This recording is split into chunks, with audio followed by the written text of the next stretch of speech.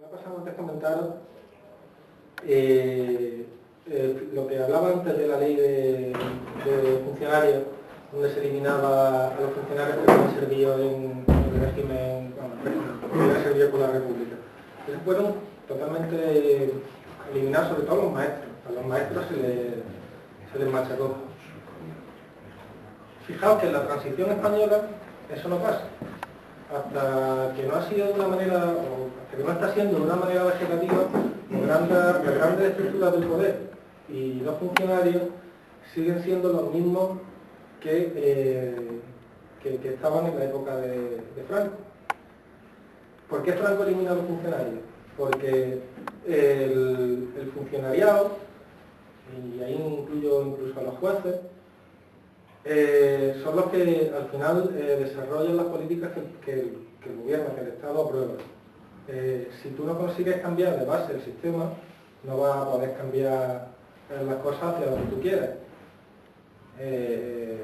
Obviamente, tal y como lo hizo Franco, yo estoy en total desacuerdo, creo que fue una brutalidad, todo lo que queráis. Pero cuando se da la transición en España, los que nos siguen gobernando fácticamente son los mismos que nos gobernaron en la etapa de Franco, que también es un tema para pensar. Porque además, y ya acabo de verdad, el objetivo que había dicho al principio de la dictadura de Franco era mantener en el poder a las estructuras, grandes terratenientes, falange española, el ejército y camaradas. Al final lo consiguió, porque Franco murió en la cama y el que tenemos ahora gobernándonos es su heredero, nombrado directamente por él. Por cierto, Juan Carlos, el ciudadano Juan Carlos, estuvo gobernando antes de la muerte del dictador, estuvo gobernando durante un periodo de 6 meses, una enfermedad que padeció, después volvió a gobernar Franco y después volvió el ciudadano Juan Carlos. Y resulta que las estructuras consolidadas durante 40 años, 30 y tantos años de dictadura, una vez que llega la democracia, entre comillas, se sigue manteniendo en este estado.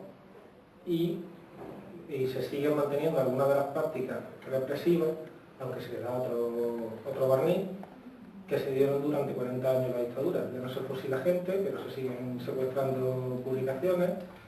La censura es todavía más bestial, o al mismo nivel, si queréis, de la que se daba en la época de Franco, es decir, se siguen secuestrando revistas, y si no se secuestran, se controla lo que dicen o no dicen. No creo que veamos en el país, por ejemplo, lo que se está diciendo en esta charla hoy, o en el periódico del pueblo. Y la conclusión que yo tengo que decir es que la represión en este país sigue existiendo, aunque con un lavado de cara, pero al final lo que se plantea es que todos aquellos que ahora se llaman antisistemas, también entre comillas, pues lo que quieren hacer es cargarse el mejor de los mundos posibles, que es el capitalismo, y no tienen cabida en esta sociedad. Y ese pensamiento único está calando. Ese pensamiento es el que ha atravesado, ya os digo, los 40 años de dictadura y ha llegado hasta el siglo XXI con bastante fuerza. Y mientras nosotros mismos no seamos capaces de plantarle cara a eso, pues difícilmente podremos llegar a esa democracia que se decía que había llegado en el 78, porque ahora mismo no estamos en ella, sino más bien al contrario. Antes nos fusilaban en las cunetas y ahora pues, nos atontan con la televisión y con los medios de comunicación que siguen controlando los mismos. Nada más, salud y república.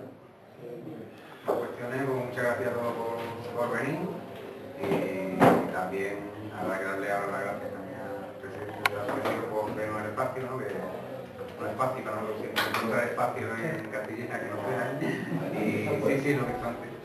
Y ahora, bueno, ya se lo he dicho antes, pero claro, y nada, pues